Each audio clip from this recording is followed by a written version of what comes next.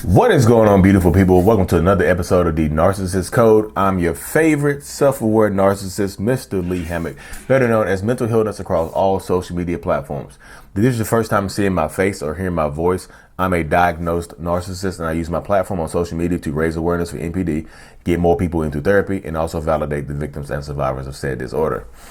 Today's episode is going to be entitled, Comparison is the Thief of Joy. Yes, Miss Reddy, if you're listening to this is based on your conversation. So a lot of times when you're dealing with narcissistic people, when you're dealing with toxic people, when the relationship ends, the narcissistic person will move on to a new supply. Sometimes the relationship ends because they move on to a new supply.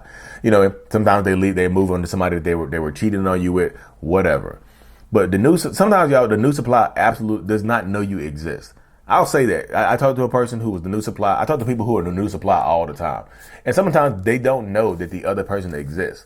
And the old supply, the ex, comes at the new supply. They was like, you a homewrecker, you this, you that, blah, blah, blah, boop, boop, boop, beep, beep, beep. You know how it goes.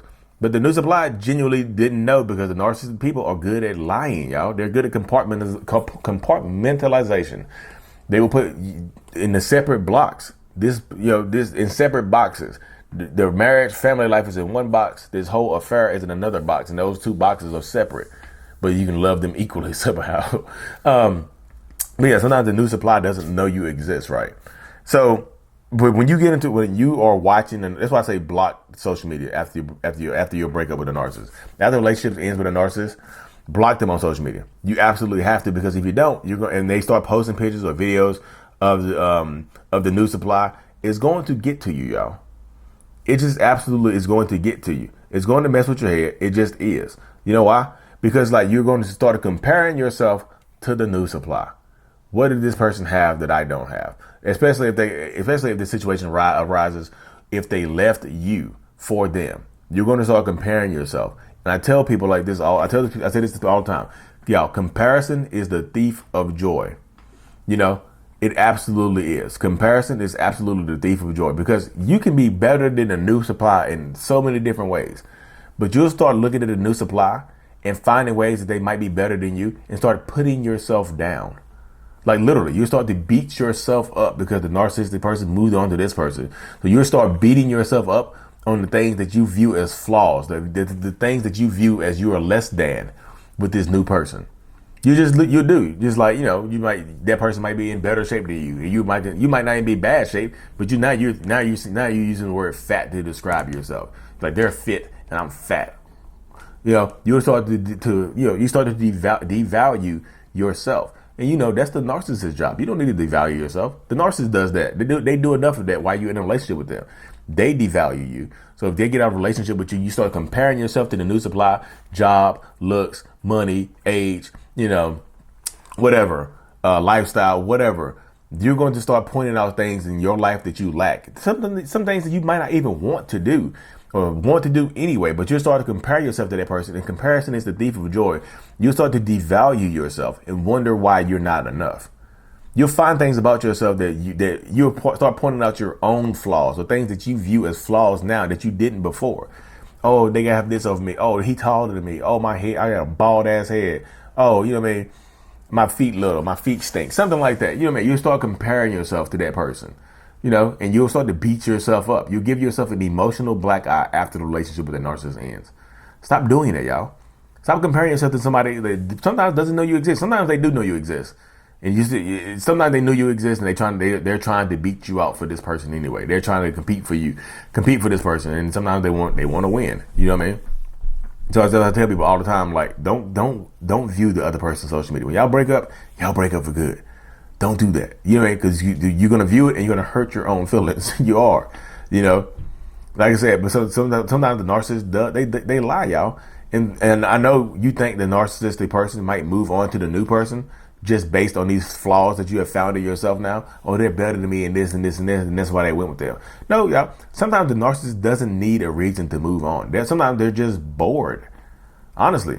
And not because you're a boring person, but because narcissists we are perpetually bored. We get bored very easily in life. That's why you see with narcissistic people, toxic people, whatever, nothing is ever going to be enough to make narcissists truly, truly happy or content. Joy escapes narcissists. So they get bored a lot. Like, yo, we literally get bored a lot. Like, you just turn the light switch goes off in the relationship, and now we're bored again. You see what I'm saying?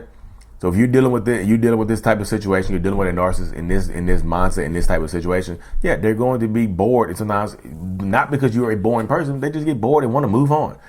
Or y'all been through a lot. They've cheated on you, or you cheated on them. Y'all forgiving each other. There's a lot of back and forth, a lot of on and off. There's been a lot of on and off in this relationship.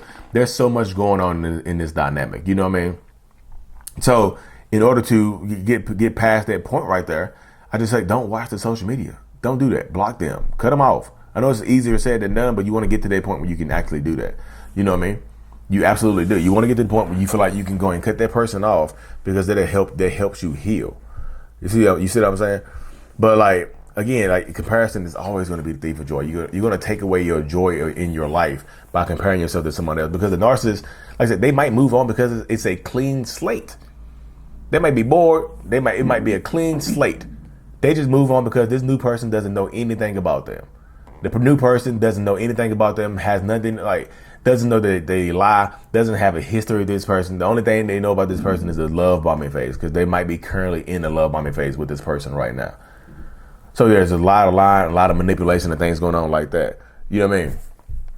It is. There's a lot of lying.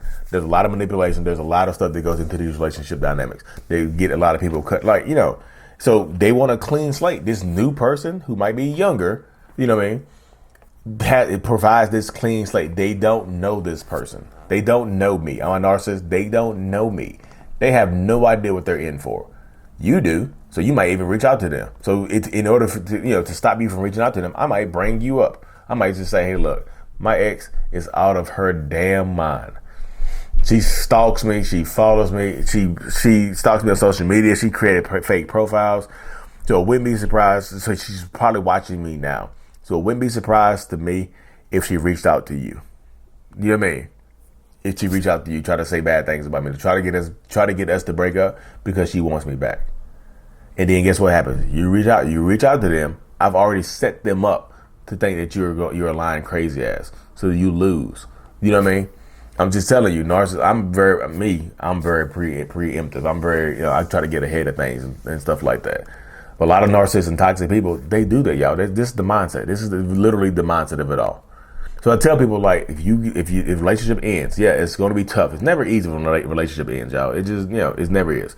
So when the relationship ends, you have to be able to stand in your truth and stand in your power. Because if you don't, again, you're going to lose. You just are. That's life. So I wish people, just you have to take it with a grain of salt. This is like, it's not a loss if you learn something. I know people are like, being in here 10, 15, 20, 30 years is a little tougher then, because y'all got life together. You know what I mean? But if the relationship is new, if it's fresh, 2-3 months, again, y'all, you can win. Yeah, I promise y'all, you can win. I promise you can win.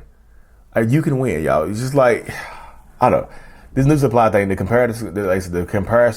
comparing and contrasting with yourself and your own life is going to make you feel like you're not enough, y'all. You don't ever want to get to the point where you feel like you're not enough, because that's when a narcissistic person wins. Because if they break up with the new supply, they can come back to you.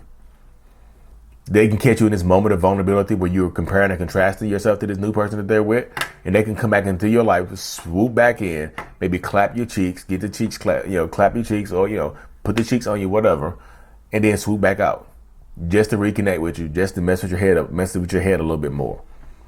So I say now, you are in the position of power. You just have to stay there. You really, really do.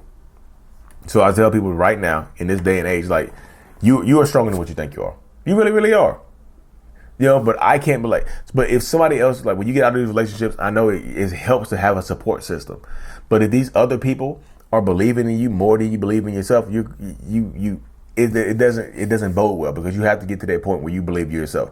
Self-love, self-appreciation is the best appreciation, the most fulfilling appreciation, y'all. It really, really, truly is. It just is. You know what I mean? Oh my goodness. Sorry, y'all. Yep. I'm about to have to hop off here in just a second, y'all. But anyways, y'all, sometimes the new supply knows, sometimes they don't. Regardless of how it goes, I really, really do wish y'all the best of luck. I really do. Stay empowered, y'all. I want y'all to stay empowered so much, But y'all, if y'all haven't already, go ahead and like and subscribe to the YouTube channel if you listen to this on the podcast. Like and subscribe if you're watching this on the YouTube channel. Don't just be swoop in and watch and dip. I appreciate the view, but come on back and subscribe.